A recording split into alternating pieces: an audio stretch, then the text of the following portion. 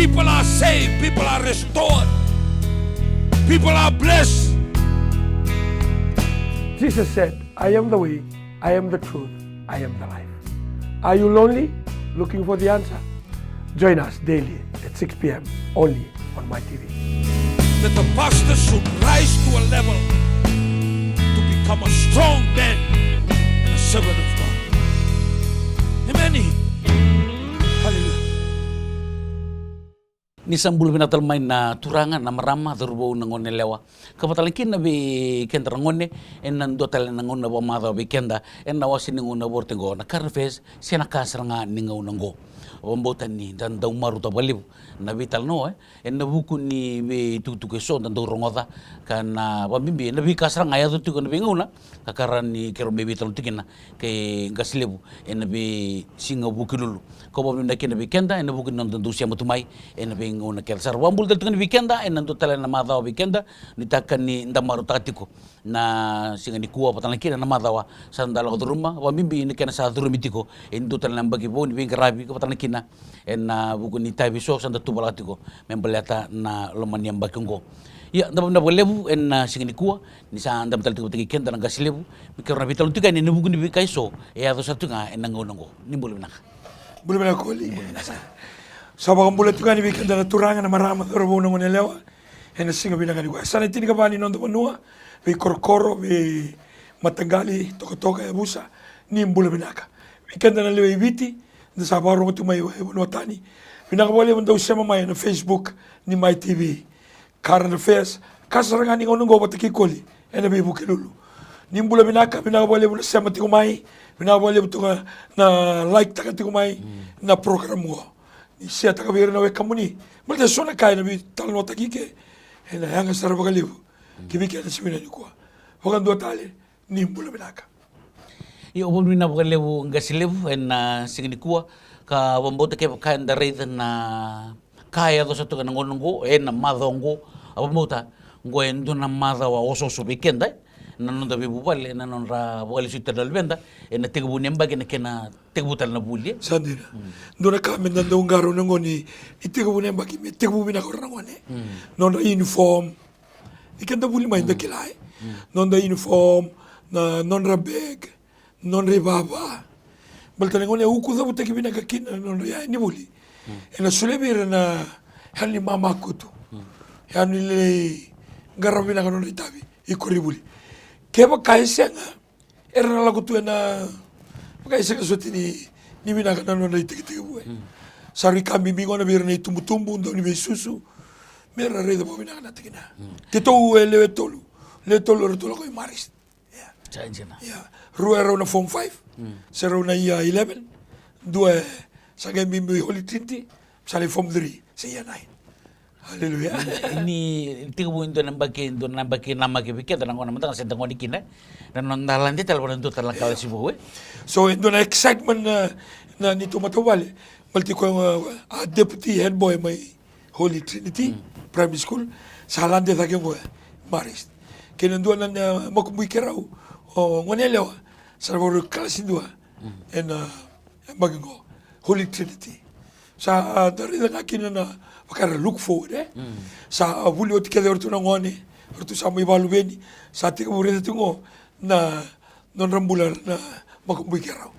Tonto kasarangan ninda kasaraw to kana na boleh gay tale ni gintang kami bingkara itu ko sanda lagu turu mutu may na. Sanda au talo taka tu bertu na ngone sa soli no to spending Kongo au do sulia fortnightly.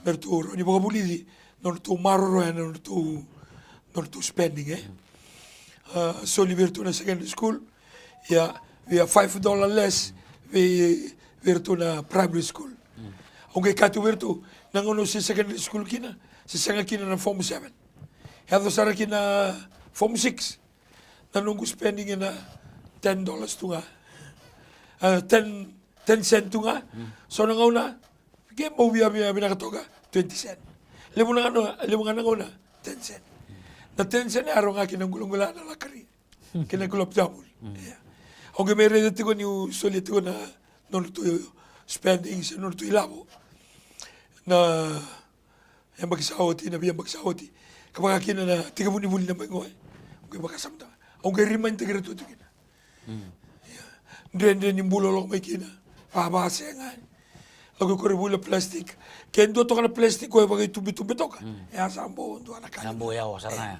kapag sa kana plastik nga para babenta ki okay may reto kana Ruto buli ka teo may bi Ruto nang manalay Ruto kelas 2 kelas 3 kelas 8 o te kerto sa tingo na rotal nang wani tu ibale era una lago na boarding school pero lago ni kwa sa babi minata kina naturangan sa remind ta gitu kan Ruto mula ngay na numati ko na investment ko eda ka tu bikim do kito no dame gonna spending kaya ba kay doon na madongo solibiko sini ka ba na madawa doon na tabli bule kaya bale urusara ni kalkulita ka doon na magingo na kakasolibiko dapat kami minakan isasa ni so miniduri buli yang gomanda nga na kaya solidi ko non na uniform non na kani ni ngito ilikin na boots bira rakabi canvas kara athletics Meri mai tagi tu ngabera gona kai biu ba tigi maletiko. Ngena numa tiko na return. Oi kuna solia. Mero ni baga bure makasa mga enam bulan ni garabi buli. Kanji na tudok. Wambimbi ber na libenta nang unong ko na mbimbi ni kena maroi na kaya wambimbi sentral ko turumtung ko nang unan dendre. Iya. Oro nunggu kala untuk tunggu birau o numrutang ko nang unan si buli tu kina. Ni go katalon matigale mo gitu mo maki ko na ndalo wango na tavioka kebrito kimtu san do tanigo ili nguntibo ko tunu na tu sanga ko serang na tarabo ko sangi uge baka samtanga mekeke kanya tu na ndalo le mesake kitu o tiana na peni ko matanga misalikale la wango sedibinga maroi betani pambir libir na ngone gelangan el pini ka we el pini ko tukun cukup bir na bulai lagu turun memer ni buli tan ken marro ye Ndona ka koli ni ngona kenda sutaba kin bulan rende e baga halo matu ta kikata ya ndona kabina ka ni ndu sutaba rende ni sutaba rende matai e ba koko ta kiko keni karua e baga halo matu ta kiko keni ka tolu e sulebi ko na rai titom moro ni reda nabika sembermai kena ka kusala ko sibita Ningaw na raw tunga kina na ilako lako.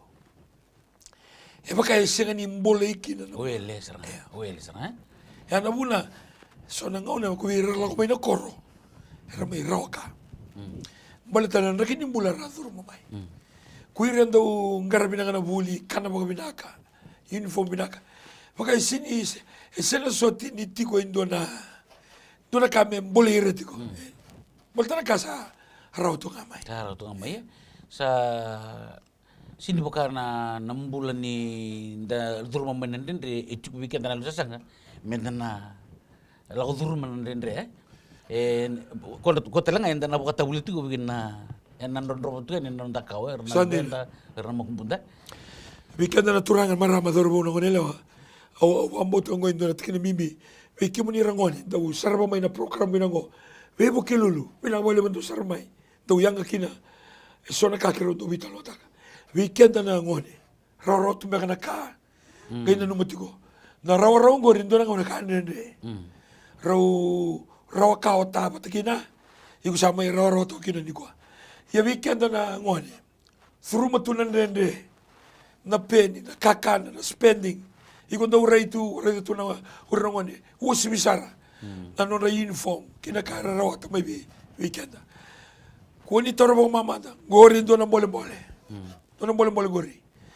Me baka binakataga kina, nragin yung bula ko duro matu ni kwa. Me kako ni lako may nalo ni baka lomalo ni iko.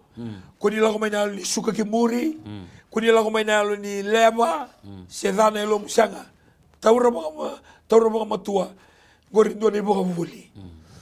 Baka sa mataga, ngona undo tal no taga baka lebu ngon ngubunaw. Subi ko siya na leaders training.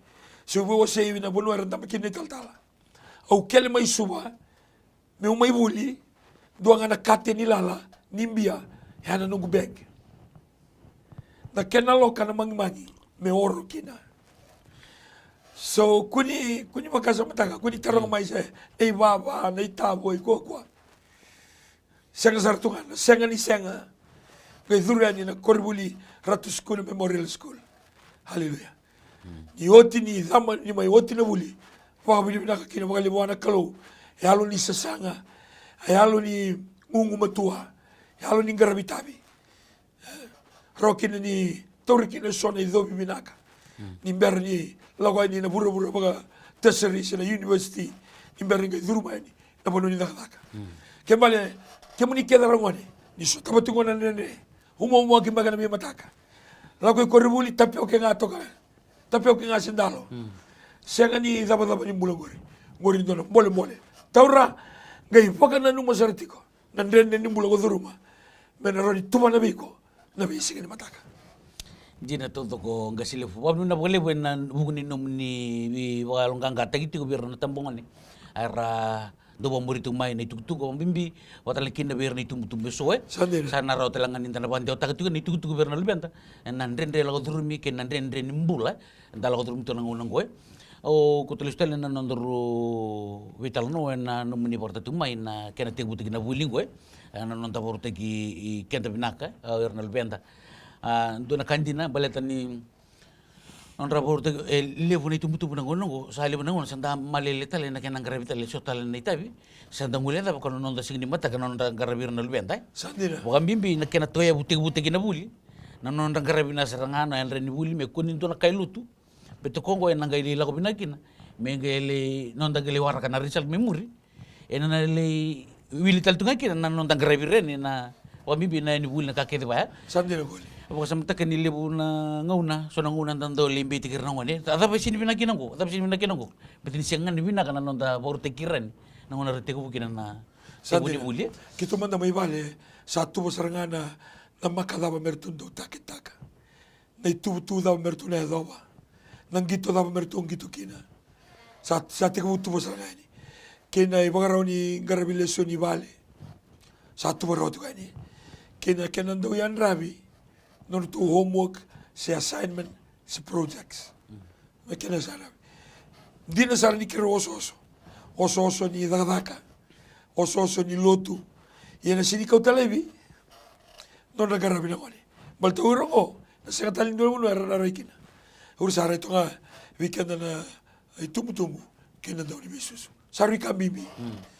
Kembali sila bunu muni porta to karena oso sondro lodur metu kay na itu do satu balaka kembali ke kain takan inda oso sanga oso nganyo sino tu balaka nung programa we bandi teki weekend ya gasile bambimbi weekend ni tumbu ena non da tu balaka non di tumbu berno lebenda kena non da takete merna yadu kena no lebenda En doon na kango na tubu-tuba.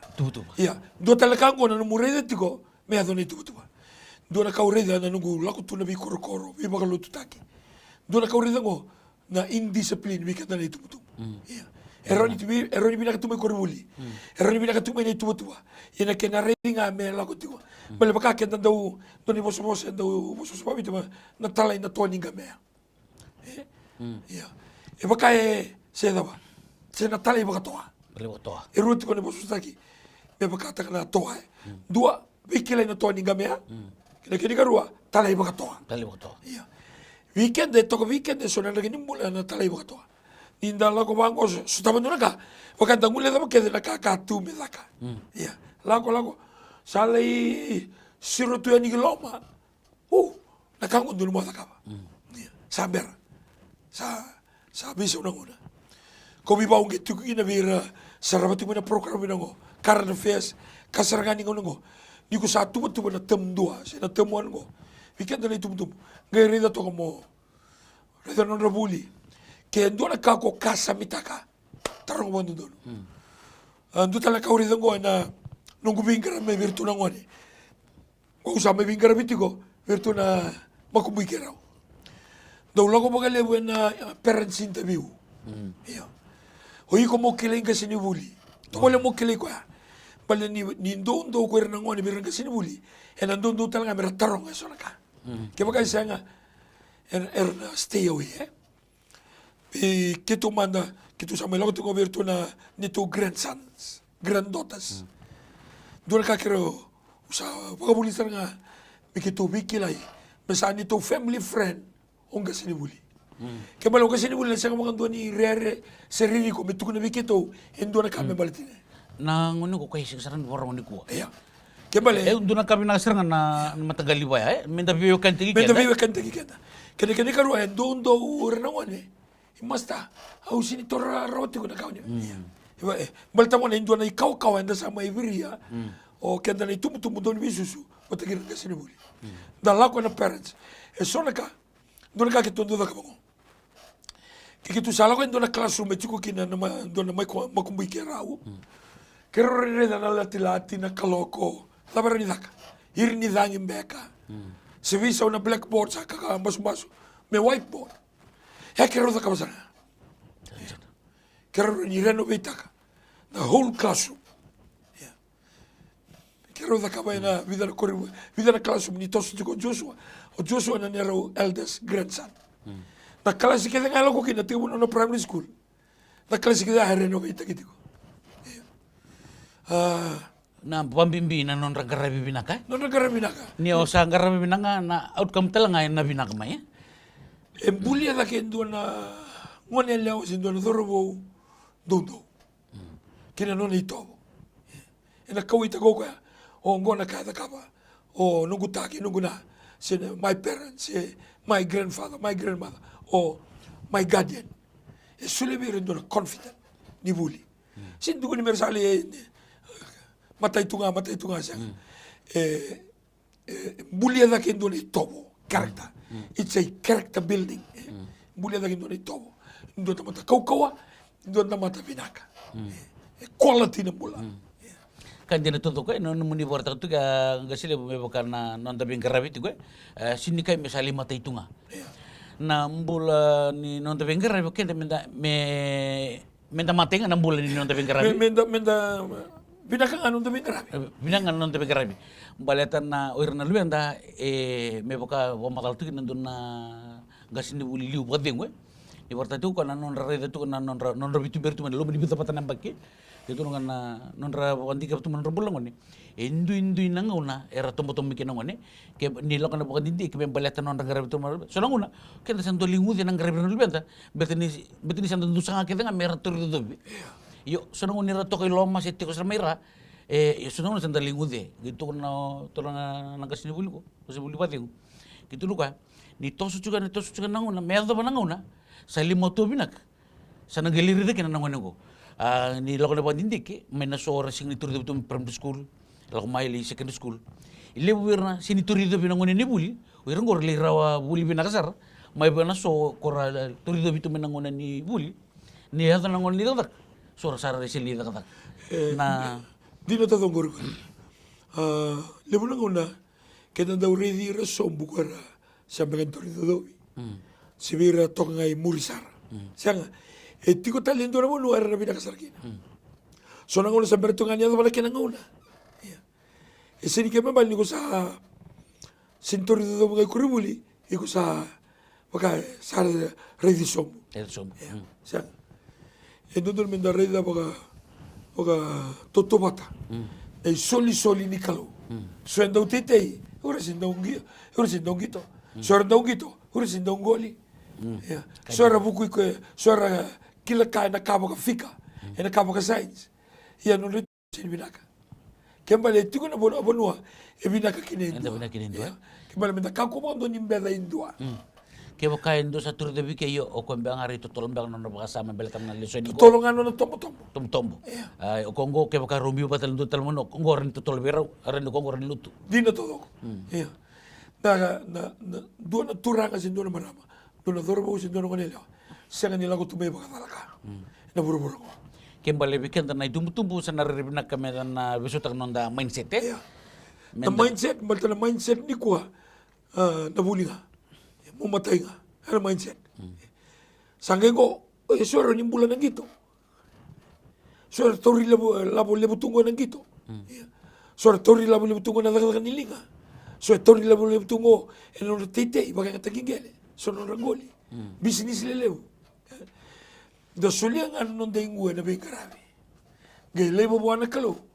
ngai pokan don ta ko kwa na non ta sala ke me ko ngani ko talevi non bulan ni bingara me tumbu ki don susu baleta ngani ngone go sintori dodovi si satunga ini kecini ni muri ai kadio ni muri sanga gore sini kain dari de kinendua na non ai tutu na klasu dala ya baleta ngani ni karusa ngabulu erle rusa ngabulu galima o ko karusa ngabulu ko karusa ngabulu gandua menda ka ko ni meda na dorbo ya da ka ko ni meda na ngone la gore soli tu ni kalo kenda garba ngabo bina lo ditabi kan jina to ko awo buta le butal ngaber era ben grabe no kurbulin gasin buli ina rosara nir na reida na kena nir na reida chuna non reben grabe me viral ben na bernal benda nangona tukini kurbuli kena non rose gasin buli to ngasar reida sarna ratoso sarna reida na nir kilamina kana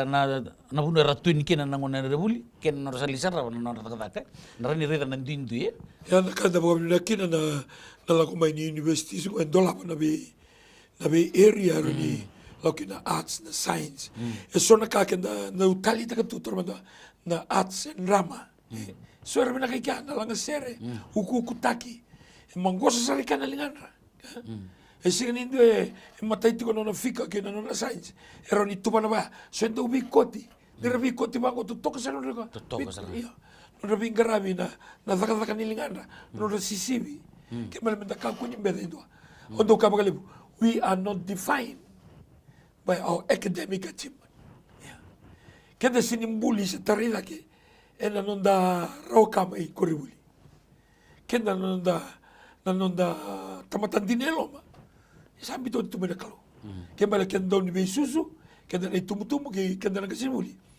menda ka kunyi redire sombu oira do sin roka ena ngone tua ni tuba ikuribule kembali kenda ni tumbu nda siamu tumai ena osengo na bortengo ni kuwasaranga bombote ni sa ngo na madongo mateni madao tu weekend bombote ke bukai ndona kasi lutu tu bernal wenda bombote na ngono sa ndonu anga sile me na bogau ti seren ngela kona karuni mada mengo me sa todo na kakede ke ni girwa me sa nda buli sa sa buli me nduni bola sanda tu bala ke na ko to na tu na ngoni na program kurbuli daga me tu bala kan no patake no program daga imbuta bata ang itu bala kan ngone ranin dan na wasya bata ngam ni bali ke dara ni invita mi kenda na mi mato bali dalu do dan tu na playlist ya wala israga tu sanga tiki wala lai ya balti ni rareta lang ngone ni tiki no release oi kalongo kalondina ko sini kalonga mole ngarbi ko belut ke bali no buli kalto ako radio tu mai ubarong me se buli mo udoro bo mo ne lo binaka balti ni razuru yani korre buli ngo e baka ko zuru yani ndona sadin sarlebi bika ika nangone mai na duindui wanua ke bali mo na nama kana lube mele sone tobo bo sone bosa sone ngone lo ani susar tu kan mata bali binaka o ka ngwa mata bali binaka sanga ni ngunu sanga ni kanta bako sanga ni mateni sanga na baka Italia sanga dobi balo takina sanga ni rongo kino boso sada monge ndame to ko rebule ngere rongo boso da kongo buta kongo yali kongo yana bura saru imbimbi kina no da yana na baki o tindo na mada to pole moreda do na bisa una ngona sanga idur kina en mateni singa sauti ko ndo mada sauti ko ndo na bula sauti ko na undo na tem do na ka ko re bisau e matua dake do na ne ro udorbongo ne ro grandson Oceanial me na serking ani buli kala sualu sa durung ko me form 3 se yanai dari sarang abi ko taw may na ngona balabu dake kero ga induri kero sabi to bata ngona le lang go bisaw ke bale rakini bisaw na umay iko nga tumutumu don bisus gay darama to nga no matay kanji na sarang anggo ringa slebu ke dari tumtumu mentan darama ka tulon damatili non railo bitu ko nol bentay beteli na una nalebu ni ka sa pa ko sustagi kenda datigu tigirangan ngone ocha sa apakah ngandam itu ten nada ba dam bitirangani sandang mulai tabir tu lemana baki ndage war gir talangon siriki ndon mesanda reda cuk mendana ndara cuk non tamatili mesanda ilo pati kono nonra mbula na bisinga ke na bibisa ko eso rakutu tumai merinda redi ke na puno rinda tak tiket ke na dum non rabon tuntun tek na lubenda Sandi na koni. Dolo sana. ngasile bu nimber ni ga mita panan non daru vital no na wasine ngona bortengo na karfese na kaninga unango amai na itutugu ke na vital no daru sa vital tumiki na pambimbi na kasranga ado weekend tu na madongo na ngarap tu lubenda te butai tu na buli na numuni pa sala ber na ngone pataliki na ber tumtumbu nimber ga mita panon daru vital Weekend na nga na turang na marama darbo na ngoni leo. Apo si weekend na ngoni. Na buli tiko. Tiga bu na buli. Matay tuko na madawa. Au sabi ba ungit nga weekend. Sindo na kanene. Kanene buwan na tamata. Roro na kalu. Kako dhuru matiko. Siya ni kanina madaba. Lago may no COVID tiniga diwa. Siya ni kanina madaba. Lago may no cyclone. Wikam doon na wikang gumayimbua. Si wikam doon may dakon robe. Si wikam doon may maduata. Siya ni kanina madaba. Wikam doon na buli ko kilaw. Lambat ikam doon talaga na dagi. Siya ni kanina madaba. Kasati ko gori. Nakataki ko. Kati wikam na waltambu. Kaya makasan. Non day toko choba. Hindi tala may kandameta. Ngayon may imbita token doon na kinaimbimbi o pola. E batongo na Roma walu to somulgan doa. Adaba kenda gay kaya. Adaba tali menda gay kaya. Kesa non dito ko choba. Di kalau bina katiko na rusa kabulu, rusa mulgan doa. Kemu ni kita sarang wani buli. Thurim bure sekolah ko na bisinga. Non dabata non na bibaru tingna kalu. Ena sige bina ni kwa. Tutoko poti weekend ke saran na be kaninda se mutumai ena wasini ngona bortengo na karfe se na kaningo ngo ruji kenda binaka ni taka ni sandane dingoma ni tukutuku karawa mendana lebo to sereni wa bibi non grave no benda ena lo menyambango medo batal ngona kataraba ni wade binaka. People are saved. People are restored. People are blessed. Jesus said, I am the way, I am the truth, I am the life. Are you lonely? Looking for the answer? Join us daily at 6 p.m. only on My TV. That the pastor should rise to a level to become a strong man and a servant of God.